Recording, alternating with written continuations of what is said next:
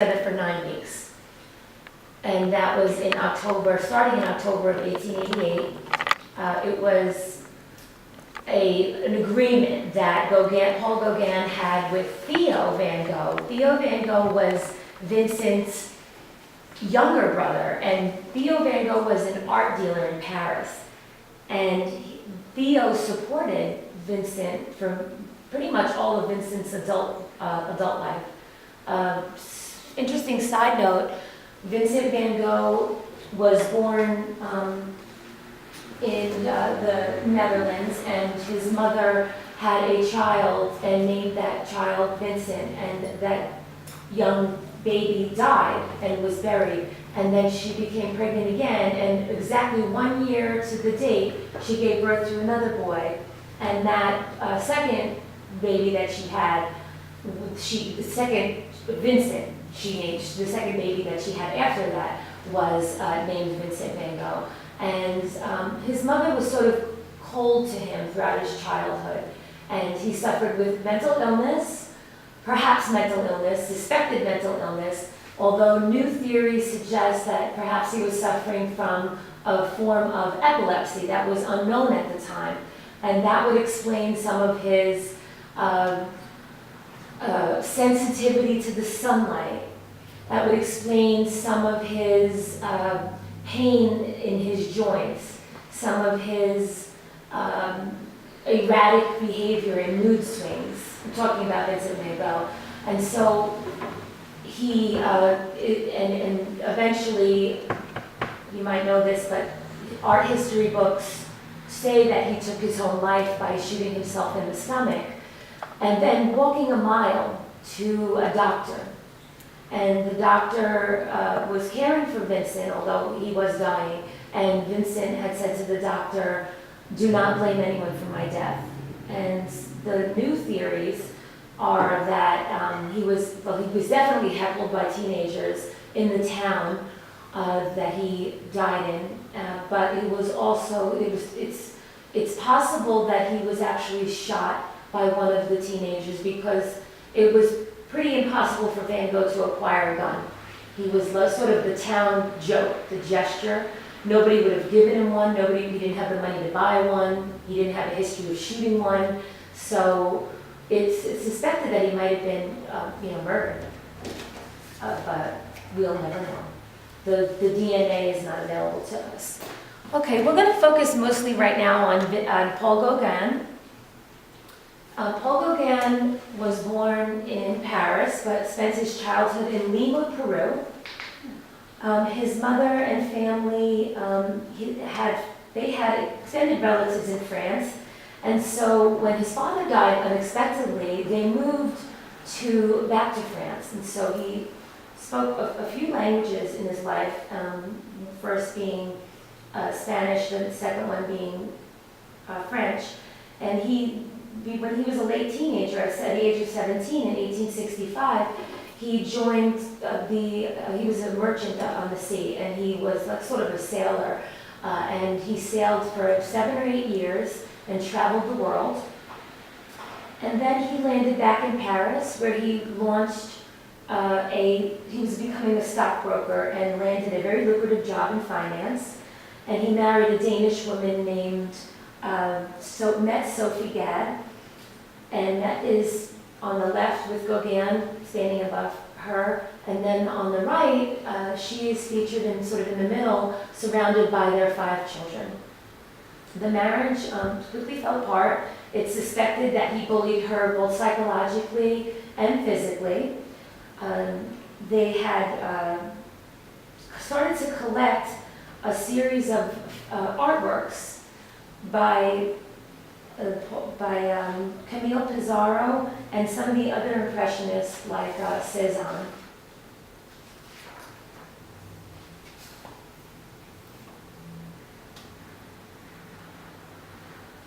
On the left is an example of an artwork by Cézanne, who was actually mostly known for fruit, still life fruit. I apologize for the darkness.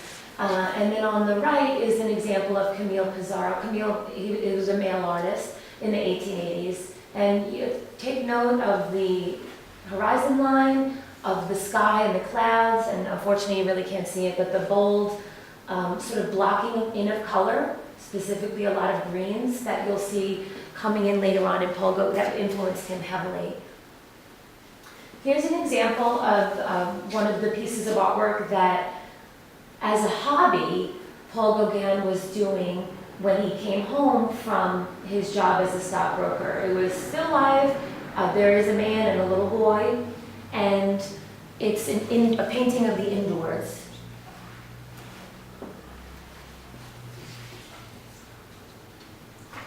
After a stock market crash in 1882, Gauguin launched himself full-time as a painter.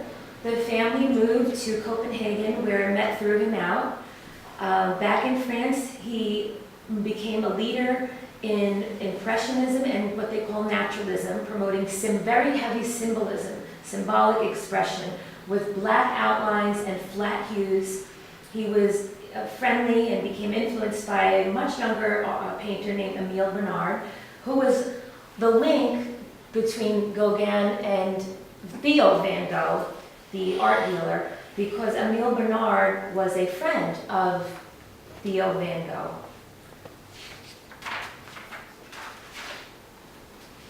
In October of 1888, Gauguin left the art colony of Pointe-Aven in Brittany, France, to stay in isolation with Vincent van Gogh in the town of Arles.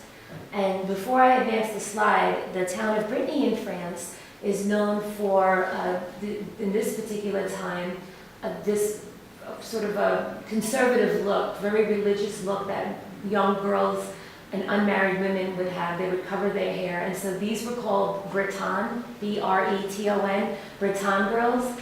And he's starting to paint more outdoors. Again, you can start to see his color palette, heavy greens, heavy sort of reds, and people, genre painting, people doing their everyday business.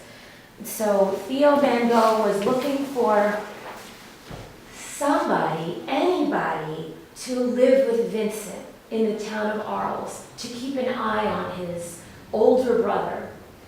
And the only person that responded to his call was Paul Gauguin, in hopes that he would live a simpler life and have a unique way of seeing the bright light that south of France is known for.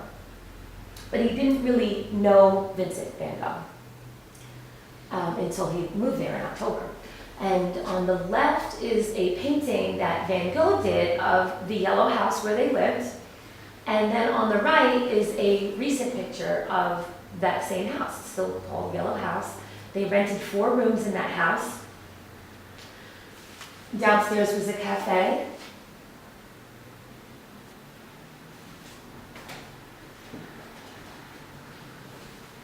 The house had running water and gas light. It typically smelled of a pipe and turpentine. Gauguin, with his sailor tidiness, he was pretty surprised by the messiness of the studio, and he really became in charge of both cooking and cleaning. Here is a picture that is features several men, but the man with the beard in the back of the table, to the left of the man standing up with the hat, is Vincent van Gogh. And then the man to the extreme right that's sitting down, I think he has a pipe in his mouth, that's Paul Gauguin.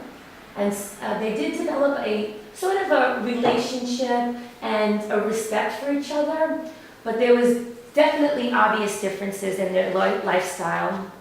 They spoke a lot about, believe it or not, the Jack the Ripper murders. They were both fascinated by Jack the Ripper murders, and they kept up on the news. They were very interested in speaking about old masters, and also the culture of Japan and the society. Japan's society was now open to the outside world, and with that, there was a new respect and a new favor of Japanese woodblock paint art. So Vincent van Gogh and Paul Gauguin both had a likeness to the Japanese and woodcut style. One that you might know without me showing you a slide of it is Hakusai's The Great Wave. That's an example of a woodcut block. And both of them would have loved to travel to Japan now that that was allowed. Outsiders were allowed in to the country. However, neither of them had the money to do that. Gauguin was egotistical, self-centered, most likely a pedophile, alcoholic, domineering personality. And he threw a good party of it. I bet, right? Sounds like a fun guy to hang out with. And all the while kept in touch with his wife, and by pseudo-insulting her, I read the letters, pseudo-insulting her, asking about the kids, refusing to send money, in fact asking for money, and living his life. He really wanted to be a painter, and just never really understood that. She couldn't really wrap her head around why he would want to do that. Van Gogh was humble and spiritual. In fact, Van Gogh used to preach to some people back in the Netherlands they worked in a mine, and he was so religious for a period of time that he lived with the miners in complete poverty, and he actually got fired for that because he wasn't supposed to be living, on the floor with these people. He was supposed to have sort of a higher place in society and preach to them, not live among them. And he was actually fired from that position. Here's an artist. These are two artists.